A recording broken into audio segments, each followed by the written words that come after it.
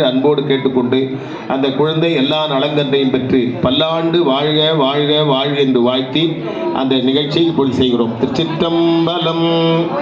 காவாய் கனகத்திரளே போற்றி, கைலை மலையானே போற்றி போற்றி, தென்னாடுடைய சிவனே போற்றி, எந்நாட்டவர்க்கும் இறைவா போற்றி, திருக்கழிக்குன்றில் செல்வா போற்றி, பொறுப்பமர் பூவனத்து அரணே போற்றி, காவாய் கனகத்திரளே போற்றி, கை மலையானே போற்றி போற்றி. அப்படி மாலை கொடுமா.